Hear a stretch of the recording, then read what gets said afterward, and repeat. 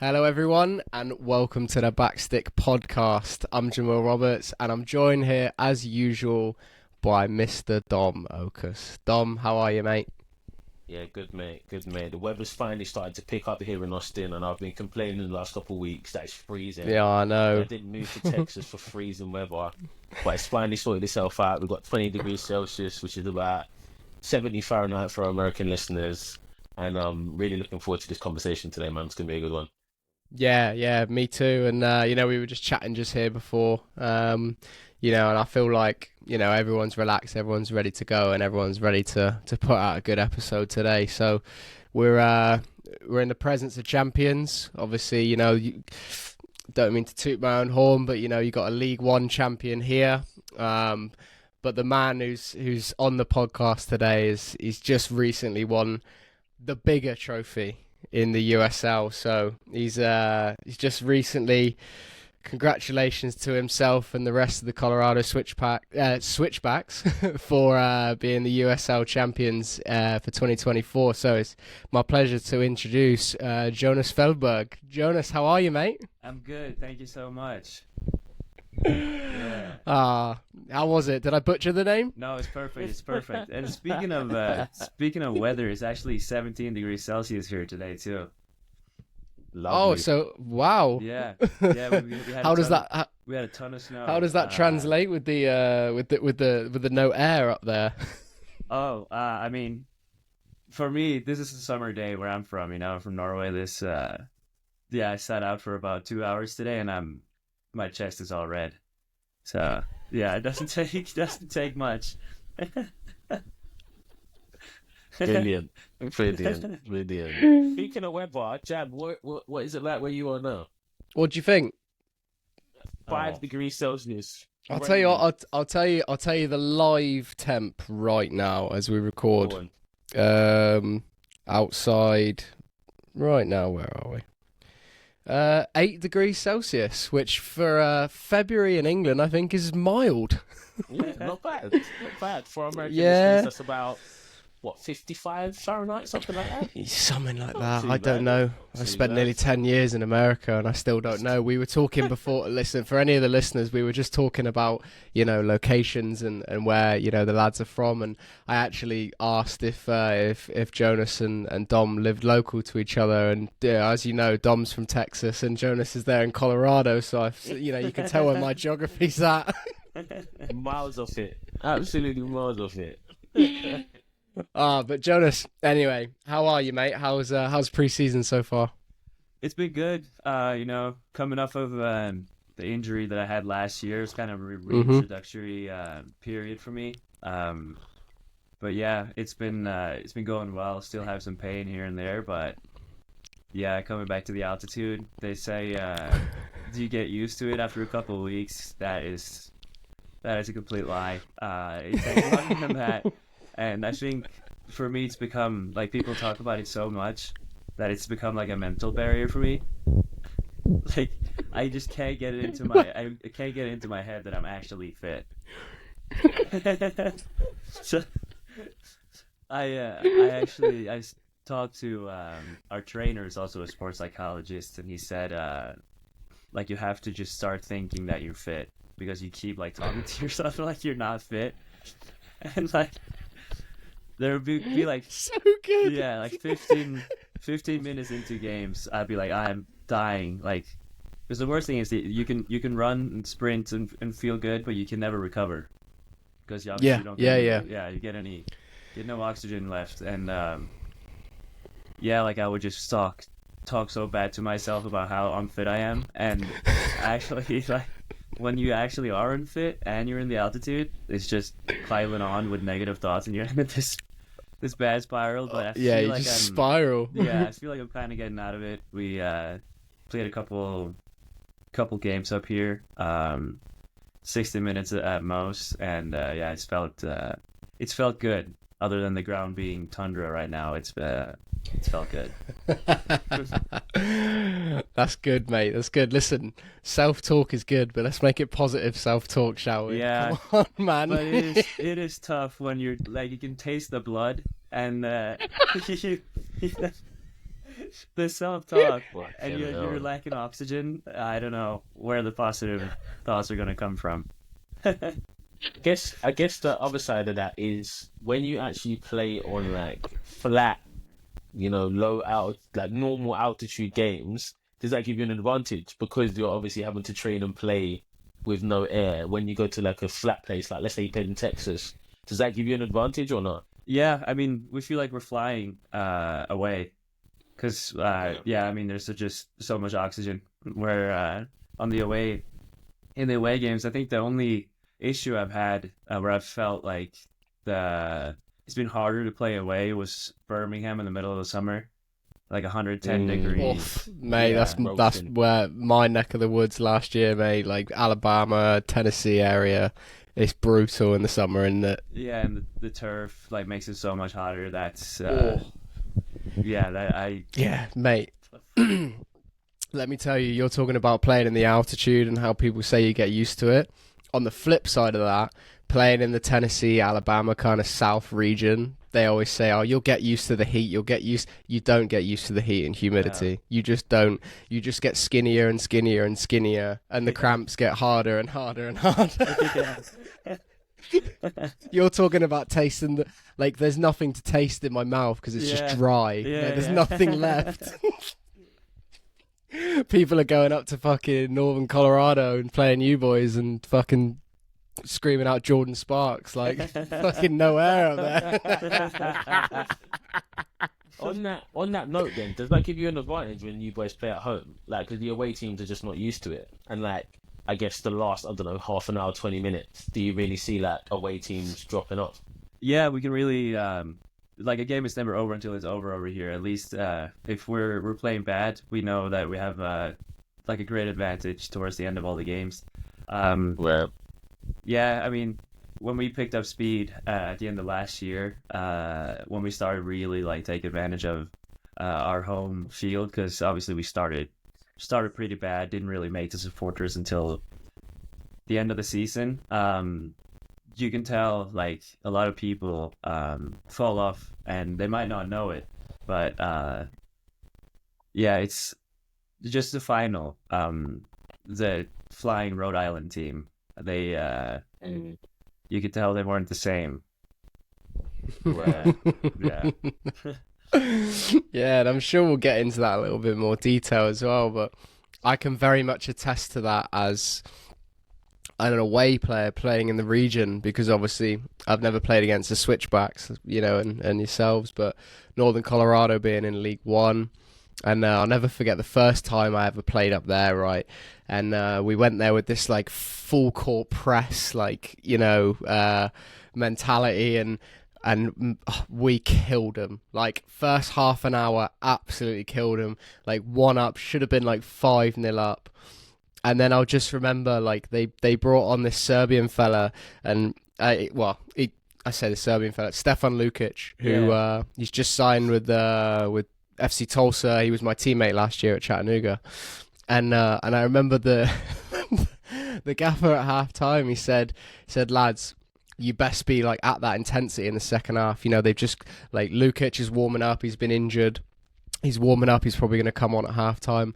And I just remember like watching the midfield lads just trying to chase after him as he ran rings around him. But I don't think it was because he was necessarily that much better. It's just because of all our boys. They just exerted all their energy in the first half an hour and had nothing left. We're just chasing shadows, just trying to like... It's ridiculous. Like, I've seen it firsthand, and we ended up losing the game 3-1.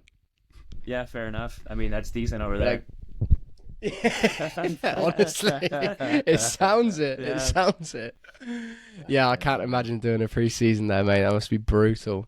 But kind of just clicking back into what you said before there. So obviously, coming off a championship year and everything, but you did pick up the injury towards last year. So what was that like? Obviously being a part of the group, but obviously not playing a part in those final the key games leading up to it. Was that like something mentally you had to get through, or were you just so happy for like the group and the club and everything just to get to that point that everyone was just pulling in the same direction? Yeah, it was. It would be a lie to say that there was times where I was hoping the season would be over before it was. because I had nothing else to like contribute with. In the beginning, when I first had my injury, I got my first couple of scans. They said this might take like 2 to 3 weeks before you're back. That was complete bullshit. It was an 8th-month injury that but I appreciate them like letting me have some hope. I remember after the second week they taped my ankle and put me out in play and training, and took about 30 seconds before I was rolling on the floor again. Yeah, so I kind of appreciate that they kept my hopes up.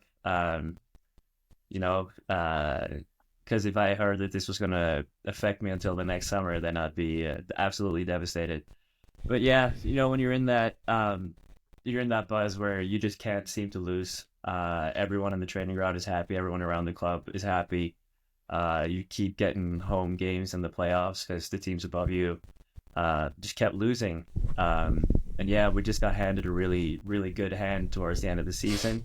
The players that stepped in just hit form at the exact same time. All the pieces came together when we needed it to be. And at the end of the day, like, when everyone hits form like that in November, it's really hard to stop us when you have to play, especially here in this altitude. Yeah, mate, it really did.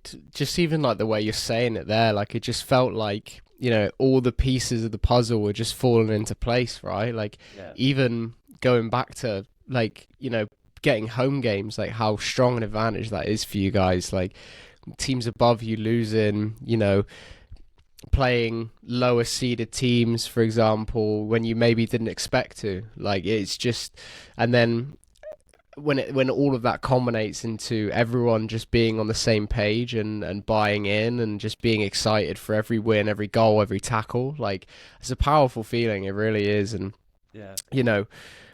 what was the there's some things that players we enjoy to do when we win. So what was it like after the game? What was the celebrations like? And what was it shut down in Colorado that night or what? Yeah, to be fair, the game was at 10 a.m. So a bunch of us just woken up before we were champions. But it was sort of anticlimactic right after the game, because obviously you win, the celebrations at the stadium, crazy. You get like a party bus that drives around downtown to all the 3 bars we have downtown here. And like everyone's going crazy, like completely. Like personally myself, I don't really drink during the season, so that was my first taste of alcohol in a very long time. So I think by 5 p.m. I was in an Uber on the way home.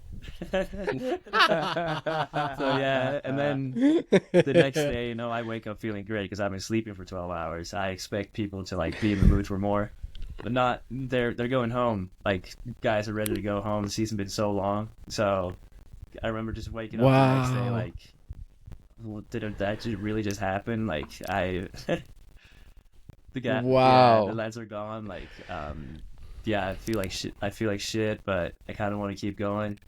But no, it was obviously an amazing feeling. But a little bit anticlimactic towards the end, because after such a long season, guys want to go home to their families. Guys want to do other things than hang out with the guys they've been hanging out with since January.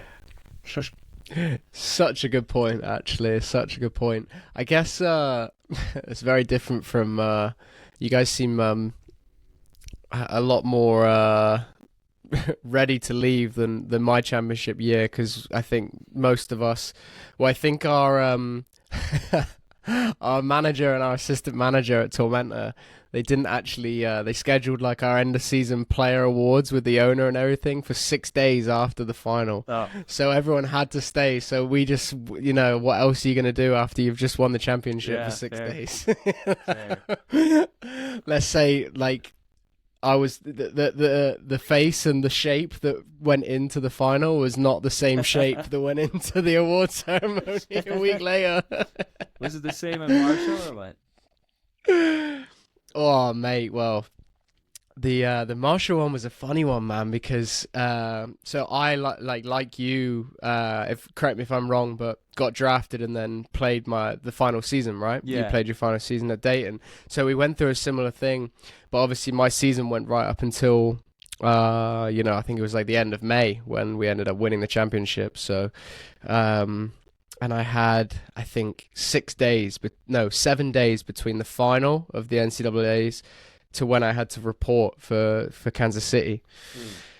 So I had to be smart, but at the same time, I think I would have always regretted if I didn't at least taken some of that kind of buzz and excitement that we brought the city at the time. And you've been to Huntington before, it has its faults, it has its whatever, but what we bring at that point, to see what it had become and how alive the place was for at least that short period of time, was just I felt like I owed it to myself to kind of close the final chapter on that 4-year journey that I went on. So yeah, it was crazy.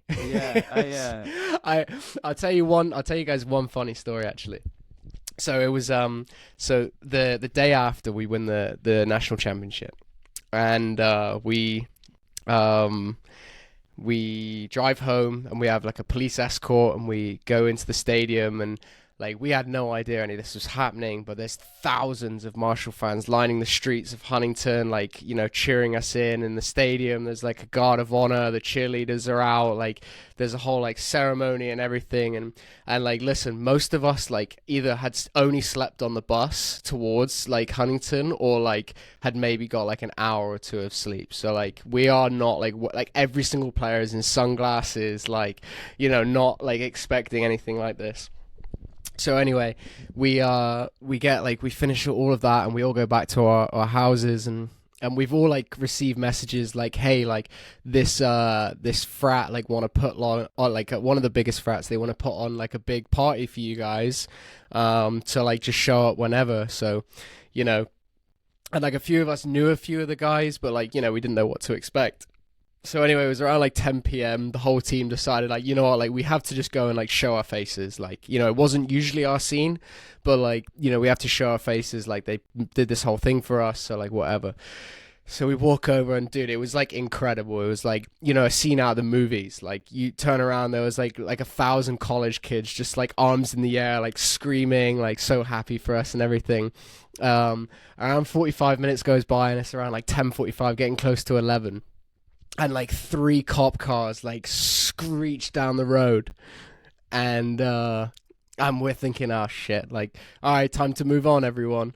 And one of the cops rolls down the window, and he's like, is this where the soccer team's party's at?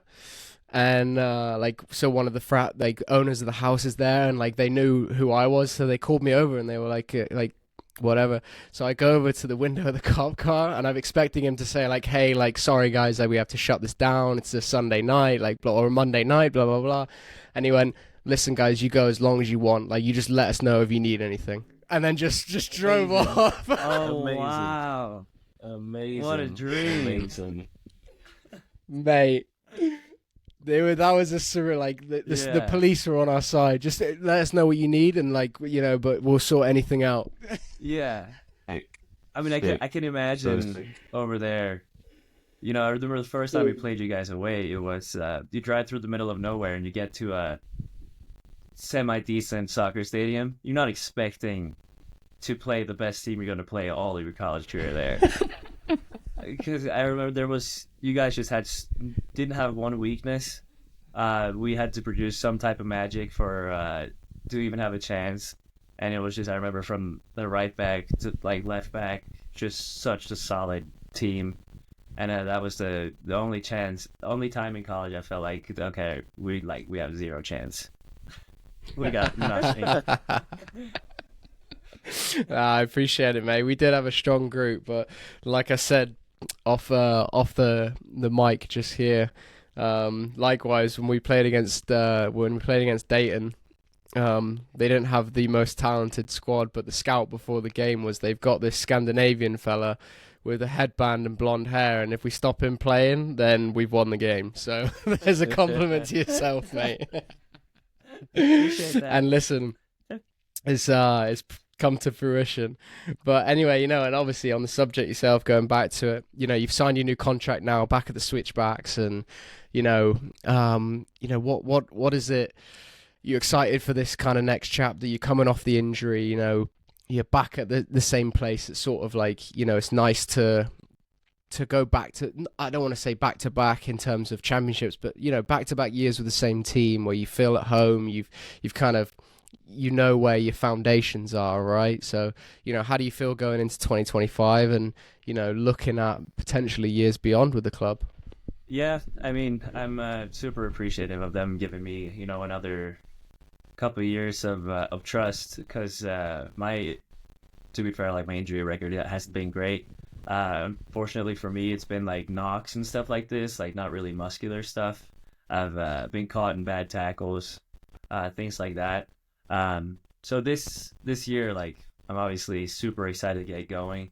I got the bad news that my ankle will hurt for a lot longer. So I kind of have to balance like the being patient with myself, like knowing that my step might not be as quick, my turning might not be as quick, but yeah, being patient with yourself and also expecting yourself to get to a certain level before the season starts.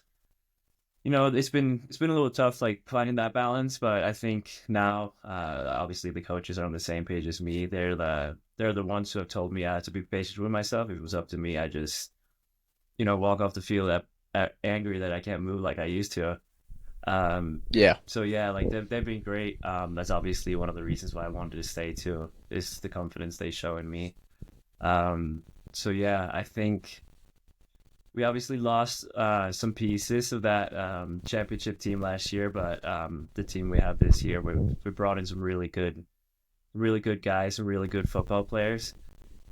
So yeah, I'm super excited. Hopefully we can make it click from day one, not start 0-5 again. So that would be great. Felt like we were chasing that all year. But yeah, I'm super excited. We've been looking decent in preseason. Not that matters. It never seems to matter. But yeah, I can't help but feel really excited about what's coming this year. Yeah, and one thing that you said there that I think it's like almost a consequence of the way you play, to be honest, mate, and your style. Like you mentioned, you get a lot of kicks, a lot of knocks. It's not a lot of muscular stuff.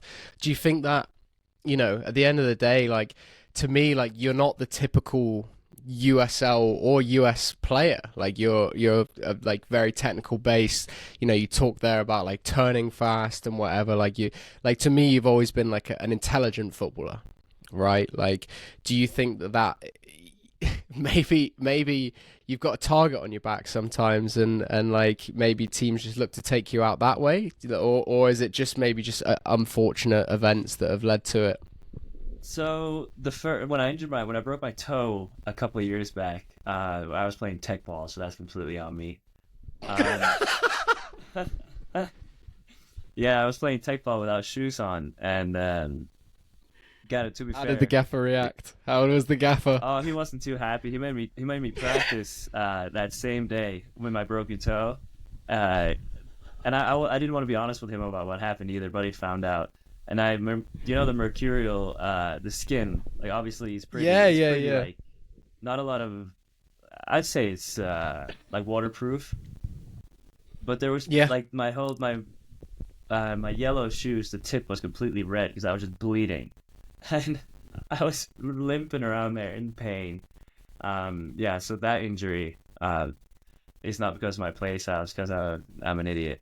But, yeah, that kind of lingered a long time. And then I redid that when I came back to the Switchbacks last year.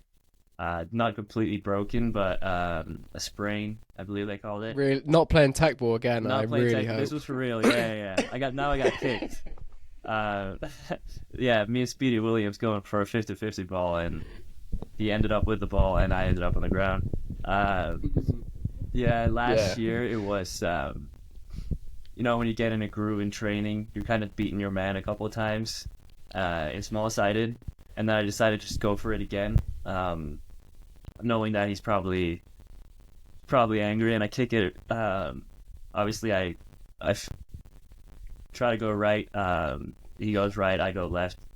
Kick the ball past him, and then I try to shield the ball, and he lands on top of my ankle. And yeah, that's game over. Could have probably been smarter the day before a game. I don't know. It's tough to decide, but you know, when you're an offensive player and you get confidence, you think nothing in the world can stop you. So Yeah. Yeah, I feel that, mate. I feel that. Dom, just on the subject. All right. I don't want to say any silly injuries. I want to say any injuries caused for non-football reasons in your past.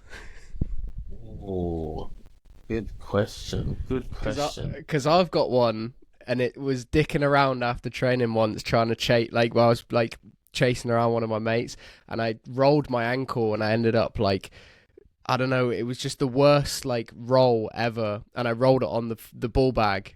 And I didn't tell the coach until the next day because I thought, oh, I'll be all right overnight. It has to be all right. And it came up and it was like black and blue and I couldn't play. And it was for the reserve team back in England. And I was like 15.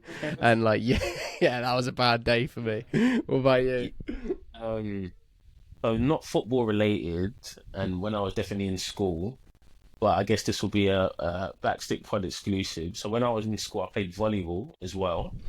Wow, all right. No, our team was sick, to be fair. Like a bunch of the boys on my team like represented England. We won a national title, under 15s, under 16s. So okay. It was really good. Yeah, it was really, really good. But injury is I split my head open. So we were doing sprint. Yeah. Let me explain. So we were doing sprints in the sports hall. And there was a bib on the floor, probably about 4 yards before the thing. So we're doing sprints. You know when you're sprinting and then you go to slow down, so you're doing your little stutter steps, whatever, to slow down. Then I'm going to just put my hands on the wall to stop. I'm about 4 yards away, put my foot on the bib and like obviously it's slick, right? So you just slip forwards. I'll slip, bang, and just smash my head into the wall. And I fall, like, I'm kind of on the floor, like, oh, bang, just bang my head. And my friends come over, he's laughing at me. He's like, ah. And there's just like blood pouring down my face, like it's all here, God, like, right under my eye, right there, just split open. Mate, you're lucky that you didn't come away with anything worse. Yeah, I know, mate. I know. But it was fine. It was honestly fine. Got a couple of stitches in there, and it was fine. Yeah. So Jonas, if you didn't already know, Dom was a centre half, so he just decided to then carry on heading balls for a living. No, honestly, mate, it was fine. Honestly, it was fine. What's that? I've never heard this story before. It's just mad that, like, how much it bleeds. Like, the cut is probably, like, that big. So not that big. But the amount of blood that was on my face, I was like, this is mad. Wait, do you have a scar or anything now? You can... No, I don't think it's gone. You probably can't see it. It's, like, right there. Yeah, I can't see anything on the camera, but yeah, mate, that's mental. That it's bad, mate. It's bad. Not as bad as Jonas though. Tech board, no shoes is done. Yeah, it was so stupid. That was when I left Indy. Because obviously after I broke my toe playing tech ball, I got traded during my injury. I remember walking into the coach's office after everything was finalized. I shook his hand. And before I walk out of his door, he says, "Remember to wear shoes." Yeah, I haven't talked to him since. That was the last thing he told me. They said no. So, for next season, then, have you got any like personal goals? Obviously, you've just come back from a big injury. Obviously, the team done really well. So, like, are you, trying to get, 10 goals in the league, certain amount of assists, or based on kind of your injury record, are you more so just trying to have an injury-free season and kind of see what happens? Yeah, so over the years, I've kind of adjusted my goals throughout the season because of how much my injuries have hampered like my playing time and stuff. So this year, it's 10 goals, 10 assists, like double figures both. And then I'm going to reevaluate as the season goes on, kind of adjust. Maybe I'm ahead of schedule, maybe I'm far behind because something's popped up. So I've kind of lowered my expectation for myself in terms of numbers, just because of how little consistency I've had with like my playing time and stuff. and that's just led to like more frustration if I see like, oh, this is what I told myself to do, and for the third year in a row, I am not able to do that. So yeah, I kind of set like periodic goals for myself, but having that 10 and 10 is like a good baseline, you know. 100%. And just for me, Jam, did you have similar goals when you was playing kind of in the USL, and even obviously now this season at Tura? Do you have that same kind of numbers, or do you want to just go out and play well and then hopefully the numbers will come? So I've seen varying things, like some people set a number, some people are like, I'm just gonna see how it goes. Jam, you're on mute, mate. For me, sorry lads. For me, it's changed because obviously in college and my first 2 years as a pro, like I was playing as a forward. So like Jonas there, like he just said, like I think a good baseline is like looking for double figures in both goals and assists, and that was certainly the season that got me drafted. I think I had eight goals, 10 assists in 18 games in my college season that got me drafted. And that is a good kind of baseline to go off of. And I never really replicated that in the pros, but then as I've, the last 2.5 years, I've played deeper, and I'm now playing as either a wing back or a left back, and your goals kind of change, and I felt like as I've played further back, like I always felt the value of winning and getting 3 points.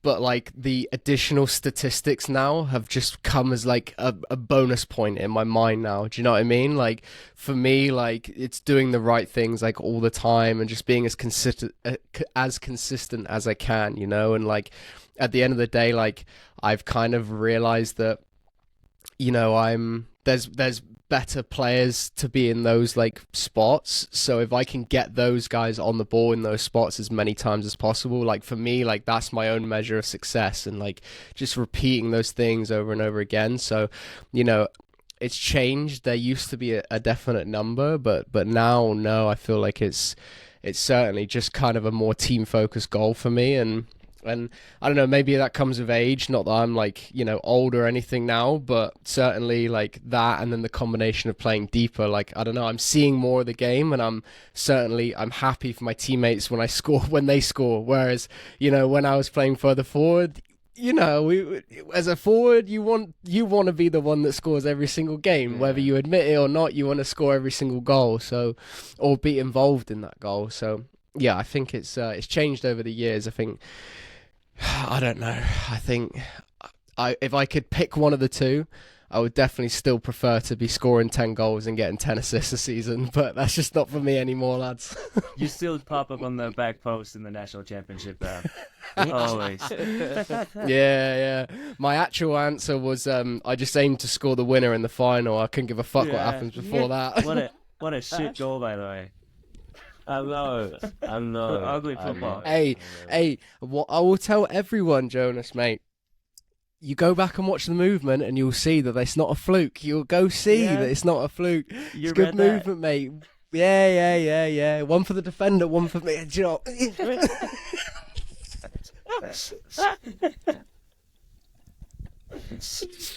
You'll see. Yeah, and in those overtime moments, mate, it's those little things that matter, innit? Yeah. But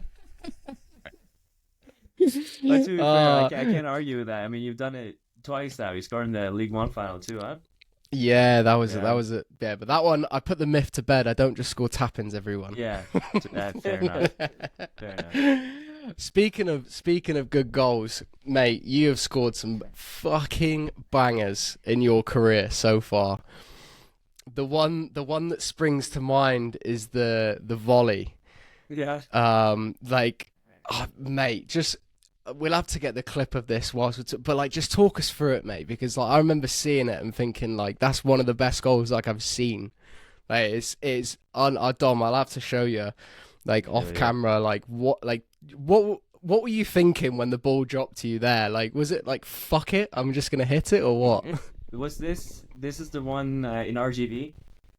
Yes, yeah. Yeah, like in 2021. So it's one of those games. I remember we played a second team when those guys were in the USL, Monarchs. Yeah, my lot. Yeah. Yeah, they they like obviously that they're not there anymore. I do miss playing against them because I always seem to do well against them because that's probably college guys and I came straight out of college. So when that ball dropped to me, I thought, this is definitely not meant for me. You can see Christian Sorto right behind me. That ball is definitely meant for him. But that game, you know, you have games where every touch just falls wherever you want it to. Things are just going your way. So I take it down on my chest, knowing that the ball is not for me. And yeah, I've throughout the years, like me and my dad has worked on the same technique, like the half volley technique. No, like where you slice it like this, not half volley. It's not a half volley. Like yeah, the sidey one. yeah, like side volley like little this. sidewinder. Yeah, Yeah. and we worked on that for so many years. I remember I had to hit 10 straight in the net from 11 yards and he would just throw the ball to me. And after I hit 10, we could go home. And you know, like doing that is super frustrating. Hated it when I was young. But yeah, I feel like that training definitely like kind of helped that technique, and I've been loving hitting those shots ever since. And yeah, if you watch the clip in slow motion, you can tell that it's a little bit of sin involved in there too. So so yeah, man, you know, when you have those games, everything goes your way. That was also going to go my way. So yeah. Yeah, mate. It was such a good goal, but mate, it's funny. You and your old man were doing sidewinders, and listen, these are the little things that people don't realize. Like, you know, when fans come to watch, you know, the pros play and whatever, like it's not, you know, you don't just turn up one day and you're good at the game. Like, there's so much that goes into it. Like, I remember, like, one of my biggest weaknesses when I was younger was heading the ball, and my dad would take me out onto the field and he would just boot balls up in the air and just say head and back. Do you know what I mean? Like, but it's the little things that, like, people don't realize, like, your family's there every step of the way, and like little things like that. And it's nice, like, you know, you talk, you know, you mention a great goal that you scored, and you kind of pay homage to the work that you and your dad did on the training ground there. Like, oh, not even the training ground, just in the field. Like, little things, moments that you can't get back. It's amazing, mate. It is. He made me do a bunch of those things. I remember I was never really good at keepy ups, and when you're young, like, your keepy ups, like, the record matters for your boys and stuff. Yeah. And I was always the worst one. So my dad would tell me, like, hey, like, go outside in the yard and get 20 keepy ups, and then you can come in and have dinner. And this was an ongoing thing, and I never got it. I could never get 20, and I would come in like crying, like, yeah, I swear I did it, and never ever once did I get 20. I don't think I've ever told. You just confirm for the listeners that you did get fed when you were a child. Yeah. Because he definitely saw through me, you know. Like, he definitely know. He would watch me. I'd struggle getting 5, and then all of a sudden I got 20. So 20. Yeah. I love it. Oh, mate. And I mean, all of this kind of culminated, right? You know, all three of us, you know, we went to college in the US, and, you know, I know how special that feeling is of when you see your name, you know, selected in the MLS Superdraft. So just kind of touch on that, mate. Obviously, you know, all that work that you did when you were a kid, like you said, when you know, your dad's setting you little challenges here and there, and, you know, doing volleys with you when no one else is watching, and all that work, and, you know, it culminates in, you know, Cincinnati picking you in the super draft. You know, what was that feeling like, mate? It was like unbelievable. It's obviously something you don't grow up with as a goal when you come from the Europe. Like, the draft is not a thing.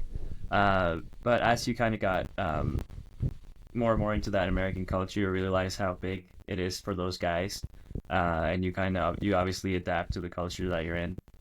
And I think the the greatest moment for me is just see how proud my teammates were, because they obviously like were with me like every step of the way, and seeing their happiness just for me was just like a statement to like the culture that our coach was able to bring to that team and stuff. And yeah, that night definitely will live with me forever. And yeah, it was special, man.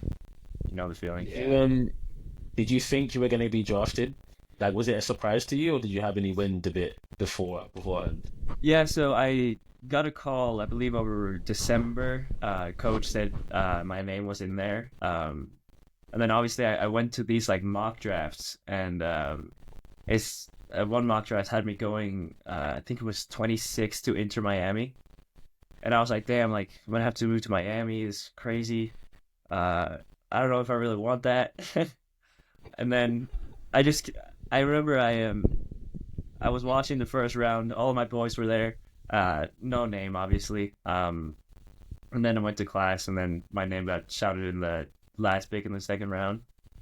And yeah, immediately left class because it was on Zoom. It was like this. Immediately left class, and yeah, you know what happened next.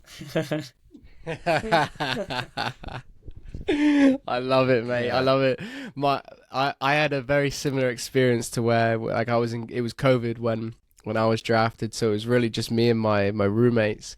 But again, like I echo you, like seeing how happy they were for me, and like it was so special. Yeah. And you know, how did you find like those first days of, you know, when you joined up with Cincinnati, you know, midway through the year, you know, that jump, just being in that MLS environment, you know, like how was that? And, you know, was it really like everything that you expected it to be, you know, as it first experience in the pros? Yeah, I mean, coming from Dayton, we have really good facilities, like obviously not the best. So making that transition into that brand new FC Cincinnati facility was just ridiculous. You know, you walk in, you have a receptionist greeting you every day. The food, breakfast, the chefs, it was all just set up for you to succeed. And the first couple sessions, I remember thinking I'm completely off it. Like these guys are way better than me, and obviously it's just a trial. And I was writing my master's application back at Dayton to go back to school for my 5th year, because the COVID year that we got. Yeah, like I was there on trial for like 10 weeks, I believe. Told my agent like, hey, kind of want a definitive answer. Like, the semester is about to start. I kind of want to submit this application. And just at this point, I've been here for 10 weeks. I'm just really grateful for that opportunity that I've had, and they've like taking care of me for 10 weeks. I was living in a suite in a hotel, so I was living the life, you know, getting per diem, MLS rate per diem. Never seen, you know, like all about that, yeah, mate. Don't worry. You go from $20 in the bank to now have 1,500 cash in your hand. So I was flying. And then I told them like, hey, I need an answer, yes or no. And then we played. Before I asked that, we played a game at the new TQL Stadium, like an inter squad kind of get used to the stadium, and they put me in as an 8 center midfielder, and I was just playing really well that game. Obviously, I played as a 9 or a 10 in college, but everything just seemed to, like that game with the volley, everything just seemed to fall in place that game. And by that time, you also get used to the level, like the pace. The first couple of days, you feel like you're super off because you're used to the college level, but then the more and more you train with them, you feel like it becomes automatic doing things as fast as they do. So at that point, I felt like I was well adjusted. Obviously, I was not like a dominant player at that level at all, but that day I was. And after that, they told me they were going to sign me. Didn't have an international spot for me, so they said you're just going to train until that spot opens up. I didn't really care about that because as long as you pay me, I can train. I don't have to play. But that yeah, like it was just that honeymoon phase of first, like getting your first like money, you know. Like Yeah. completely fine with it. And then like a month went by, month and a half, 2 months, And I was getting like frustrated because when they would play, they'd have me come in and like do fitness with the fitness coach alone. So that started getting on my nerves. So I asked to be put on loan. Went to RGV, played 7 games there. Did really well. I scored 3 goals and had 2 assists. Came back. Everyone that was there at Cincy when I left, I was now fired. Jaap Stam, the coach, fired. Assistant coaches fired. New GM. Came back for these like exit physicals.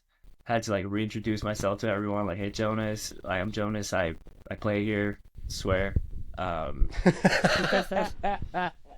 Yeah. So that was a weird one. Obviously because they haven't seen me play a single minute of MLS minutes and only got 7 games in USL. They said they couldn't pick up my option. So I was like, fair enough. Like, I get that. But they offered me a trial for next preseason. But I didn't feel like comfortable just banking on that to be my only option for next year. So I got some other stuff figured out, had a backup plan. And when the 2 weeks were out, they had a contract with Indy, and they said you have 2 weeks to prove Cincy. I asked Cincy at the end of the 2 weeks, and they were like, "Oh, we're gonna need more." I was like, "Oh, can't give you that, man. Like, I gotta go like choose something else," and chose Indy. Yeah, loved everything about Indy. Unfortunately, injuries got in the way there, and yeah, went back on loan to RGB again. Yeah, but I mean, everything happens for a reason, mate. And obviously, you find yourself where you are now. One thing, before I pass it over to Dom for our, final segment of the show, but you mentioned there, obviously playing under Jaap Stam and just being around a legend of the game. Yeah.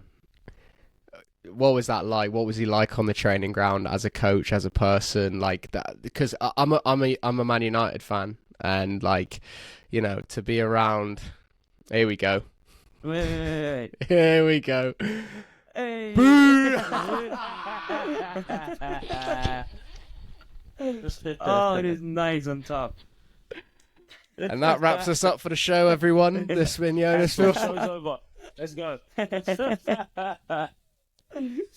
Oh, I liked you, mate. It's a shame. No, but go, what was it like? Obviously, a legend of the game. Just being around that, like day in, day out. What was he like on the training ground and as a person and yeah. Yeah, so I think we all have an idea of what Jaap Stam is like. We've all seen the clips of him being a absolute madman on the field, one of the greatest center backs in history, probably the greatest until Van Dijk, the greatest Dutchman until Van Dijk stepped in. I'm not gonna say anything. Okay. No, I'm letting you have it, mate. Yeah, because I'm right. I can't say much. Yeah. I agree with you. Yeah. I do agree with you. Thank However, I was just throwing a shot. listen. Just don't bring United up anymore. All right, all right. It's fine. All right. I won't fall that low. My bad. So I'm catching left hooks here and right hooks there. I'm just got enjoying nothing this left. so much. You got your hand down a lot, and he just bang, no defense, like nothing. It's just All right. Sorry. haymakers. Dude, let me enjoy this. No, but Amazing. yeah, to the question. We all have an idea of Jaap Stam. He is completely opposite of what I thought he would be. He is the calmest dude I've been around. He's the guy that just gives you so much confidence. He talks so calmly. I remember in small-sided, the thing he focused on the most was to not injure the guys for the game. So obviously we wouldn't be able to go into these crazy tackles, which I'd expect Jaap Stam to be loving. But he was super composed, just oozed obviously confidence, aura, as we say now.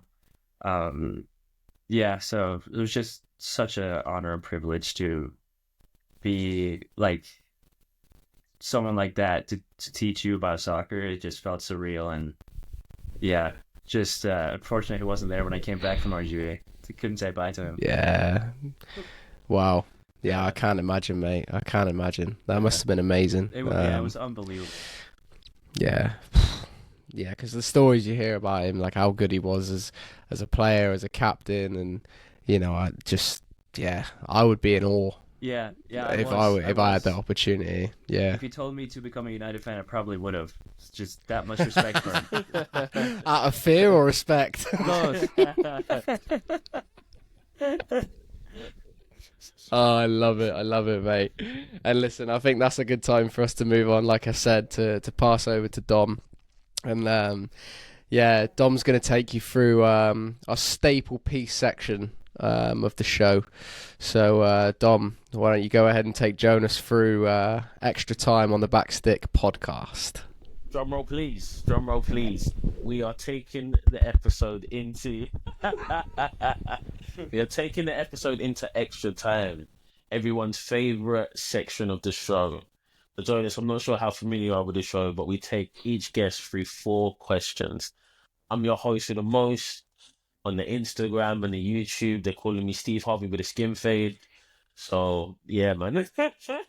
So yeah, I'm really gonna take you through it. So the first gets me every time, you know. The first question, nice and easy, is who is the best player you've played with?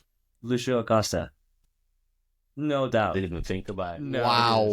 No doubt. Yeah. I want to throw Tyreek McGee in there as well. Yeah. Okay. Wait, hang on. Let's just check back. Why was that such an easy answer for you? Because there's levels to this game. And he seemed out of place at Cincy the same way I seemed out of place at Cincy, but opposite side of the scale. Are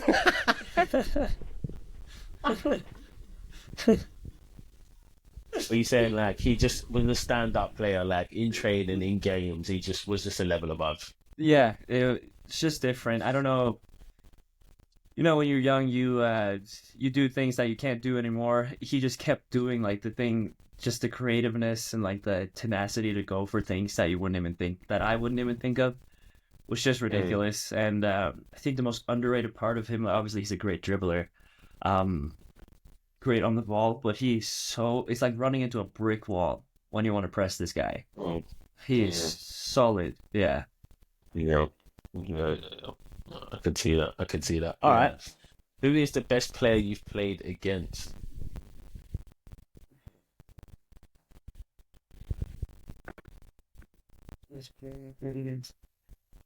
I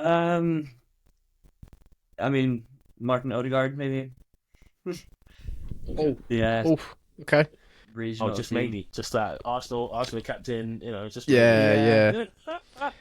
Played for Madrid when he was 16. Like, it might be him. Talk to us about a young Martin Odegaard, because I take it you played against each other.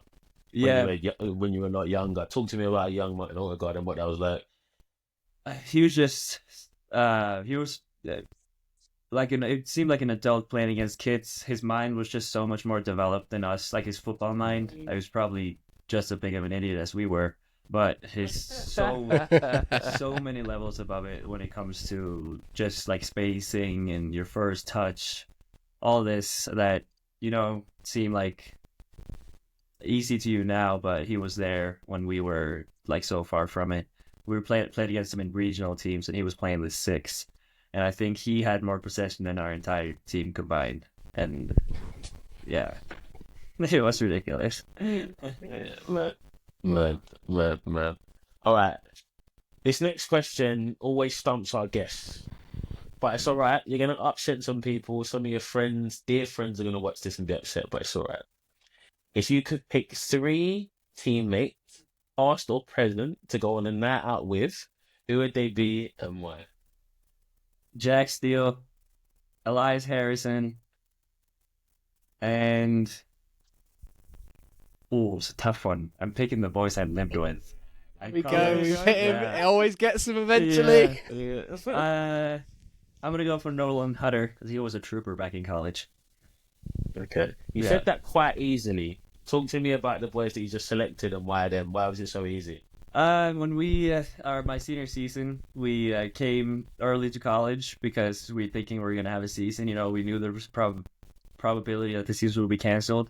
We were there 30 days early, moved into one of the base houses on campus. The house next to us has just been torn, like demolished.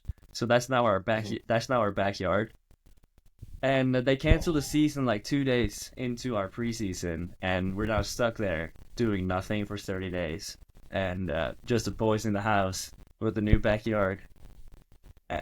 I have to honor that time with bringing those boys out. That sounds good. That sounds great. Yeah. Sounds amazing. That sounds amazing. A lot of memories in that backyard. Yeah. Not too proud of them all.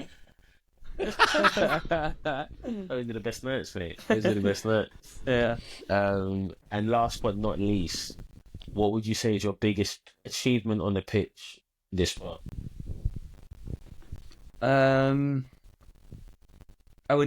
Biggest achievement on the pitch. I think a moment that will stick with me forever is just hearing my name in the draft. Yeah. Other than that, obviously, I'm very proud of still being like a pro and having a career still. But that's a moment that I'll never forget, and I'll probably choose that one. Sick. I'm surprised you didn't say winning the title last year, but is it because you were injured and so maybe you didn't feel, because you weren't on the pitch, you didn't feel the same way? Would you say that? I would definitely say that. Right. It would have been, probably number 2 if I had thought about it. Right. I didn't even think about it. Damn, mate, didn't stitch up. Swiftly moving on, back to you, Jan. Nah, mate, I think it's completely understandable, to be honest. Yeah. And I mean, like I said before, like I know how special that feeling is, like seeing your name called in the draft, and like that will stack up with the both of us forever. Yeah. Like it is, and especially Europeans coming to America. At the end of the day, for most of us, we go because it's that extended pathway into playing professionally, right? Like it may not have worked out for whatever reason in Europe, but to kind of, when you think of the American dream, when you commit to, I went to Marshall, you went to Dayton, for example, like, your friends ask you this and that, like what, and you say, yeah, I want to do this, and then I want to get drafted and I want to play in the MLS and this, but like to actually do it, like not many do it. Yeah. So it's special, you know what I mean, man? Like, and it's something that you should, well said. You should hold that for the rest of your life, because that's something like no one can take away from you. Yeah, 100%, man. And on that wholesome note, I think that's a good place for us to wrap up the show. And yeah, it's been a good one, mate, and it's had a bit of everything. Do you know what I mean? I feel like we started off with the success, and we went into the injury, and then we went into kind of the ins and outs of being a pro and how you get there, and obviously culminating in some of your best moments. I've really enjoyed this one, Jonas. Thanks ever so much for coming on, mate. Yeah, this has been fantastic, man. Super easy. And made me think about things that looking back is very nice sometimes. And yeah, it's been awesome. Thank you, guys. No, of course, man. This is sick. Yeah, it's what we're here for, mate. If anything else, it's just therapy for you, man. And if you can go away a little bit happier, and just remember the next time that you're saying to yourself, "I'm so unfit," positive talk, mate. That'll be you. That'll be me in your ear. Yeah, mate. If you get 15 goals, 15 assists, then I'll take my my cut of that at the end of the year, all right, pal? Yeah. Oh no, I'm joking, mate. Listen, from the pair of us here at the Backstick, and and everyone else, listening to this, everyone's behind you to put the injuries behind you now and get back to doing what you do on the field. So we're confident in you doing that, mate. Appreciate that, guys. Nah, of course. And this has been a good one, and we're looking forward to giving you guys a lot more of this stuff, man. Like talking about the real ins and outs of people's careers, and we hope you're all enjoying it. And if you are, drop a like on the video, Subscribe on the YouTube, at the back stick on all platforms. You know that. Comment down below. Let us know who you want to hear from next. But for the time being and for now, from myself, from Dom, Jonas, once again, thanks ever so much for coming on, mate. Thanks for having me. And from the three of us, thanks ever so much for listening, and we'll see you next time.